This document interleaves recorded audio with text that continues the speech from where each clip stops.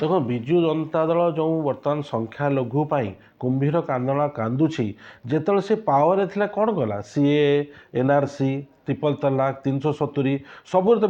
BJP सरकार हाथ tequila एबे जदि बीजेडी पावर था एबे भी वक्फ बोर्ड बिल से सपोर्ट करता बीजेपी सरकार को तेणु ये मैंने जो पावर रोचन से माइनॉरिटी विरोध जाऊँच पावर चलीगले माइनॉरिटी तुम्हें माइनॉरिटी आमर निजे निजे बीजेडी दल कहू तार माइनॉरिटी सोसाइटी अच्छी कि 5 वर्ष है प्रति पॉलिटिकल पार्टीर माइनॉरिटी संस्था था बीजेडी 5 वर्ष है ना या सरकार 14 वर्ष वक्फ बोर्ड ना हज कमिटी ना मदरसा बोर्ड ना ये तो निजे तलीतलांत करते माइनॉरिटी को भोट पाई ओभर कॉन्फिडेंस मुसलमान आमको ही भोट देवे तेणु बर्तमान कौन से कहते मुस्लिम को आणिकी आम वक्फ बोर्ड विरोध यह ओनली लोक देखा गोटे शोबाजी चलती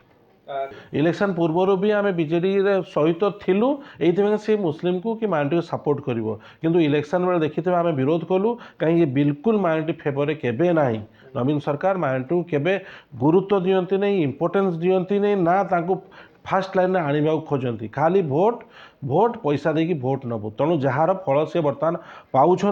बर्तमान आउ कौन सफलता पाइबे ना तो मुझे कहूनी जे आप बीजेपी को भोट दिखाँ कि बीजेपी हाँ ब्रांडेड एंटी मुस्लिम ता सहित बीजेडी भी किसी कम नुह देखो महाराष्ट्र में बर्तमान देखो जो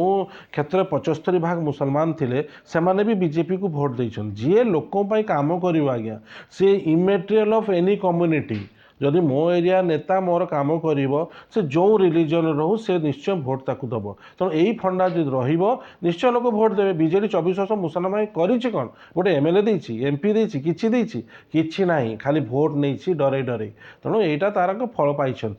बीजेडी सरकार जिते थिले पावर रे आम राज्य माइनॉरिटी संघ करी सबुले सरकार को प्रोटेस्ट करूँ यहीगुड़ा नहीं जो बर्तमान से कुंभीर कांदना कांदुंट जो वक्फ बोर्ड करूँ हज कमिटी करूँ मदरसा बोर्ड करूँ आपड़ जो बीजेपी को सपोर्ट करूँ नहीं मुसलमान विरोध बिल रे किंतु से सी किसी शुणिले नहीं तेणु बर्तमान कौन बाहर यार कौन रिजल्ट मिल ना कहीं मुसलमान लोग जानते क्या भोट देवे किए हिताकांक्षी किए हिताकांक्षी नुह एमती किसी लोक खाली गाड़ी दे डाक जिंदाबाद कर कौन फल ना।